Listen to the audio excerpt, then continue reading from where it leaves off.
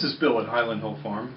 I want to give everyone a little opportunity to help with the census. But first, you want to make sure that you're dealing with a real census taker. So when the government sends you a letter saying, hey, you know, how many people are in your house? Don't answer it. How do you know it's from the government? Okay? So if they want to show up at your house, the next thing I want you to do is make sure that they have, you know, a card on them that says census taker, blah, blah, blah.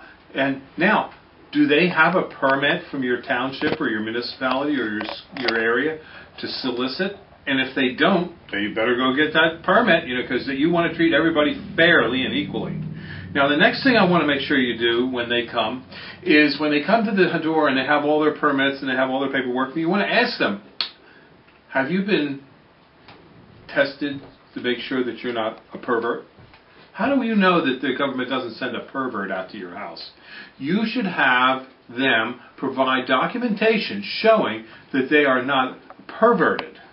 You can demand this before they come on your property, because this is called equal justice under the law. Because, now listen to this idea. When your kids go to school, anybody that works at the school has to be tested to make sure they're not perverted. So, when somebody comes to your house where your children are, you can have the same requirements as if they have at a school for the protection of your children. So you can ask, where's your paperwork and documentation showing that you're not perverted? Okay, that's a legitimate question. Now, they may want to know how many flush toilets you have in your house. Hey, what does that have to do with the census? The census is to determine how many people are living at your property. I wouldn't give them that information, but if you have to, tell them you have 50 toilets. The hell, you know, you have a lot of buckets in your house, don't you? Well, each bucket can count as a toilet. Now, they also want to know how many sinks you have in your house. Well, you have 1,000 sinks.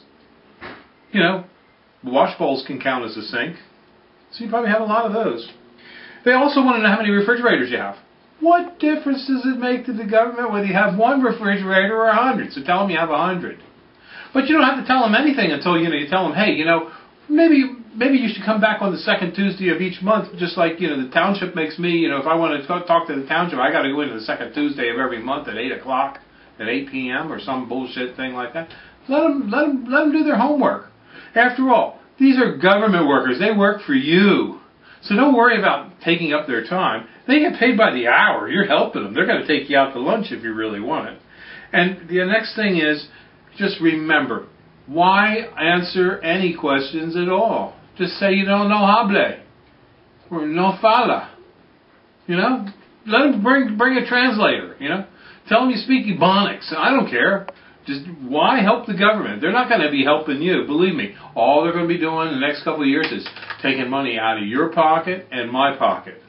So let's just slow them down so that they can't get to doing what they really want to do, and that's tax the living bejabbers out of you. Thank you.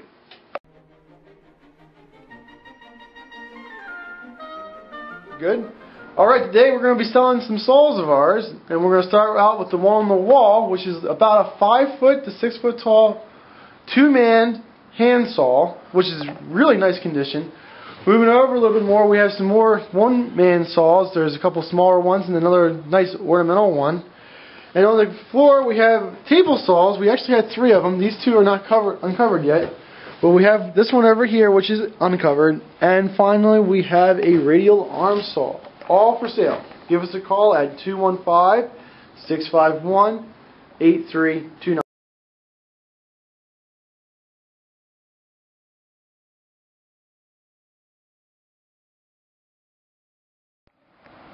These are our Japanese red maples that we have. We'll be digging these in the spring. As you can see, I'm about 6 foot tall if I stand next to it. Well, yeah, even in the snow, if I go through the snow, they are a pretty tall red maple, and in the spring they'll even be growing even more. If you would like, give us a call at 215-651-8329. Thank you. These are some examples of our Japanese red maples that we sell at Highland Hill Farm. They do come in a variety of colors and sizes, as well as forms. Some of them are more open with more branching.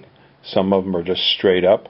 We have small seedlings that we have transplanted into pots so that you can buy a cheap one, and we have some that are a little bit larger, like 3 to 4 foot high, and then we of course have some that are 5 to 6 to 7 foot high that we can dig by balling and burlapping them for you. We also can deliver and install these for you. We grow many different varieties. If you stop by our farm, we'd be glad to show you some. 215-651-8329.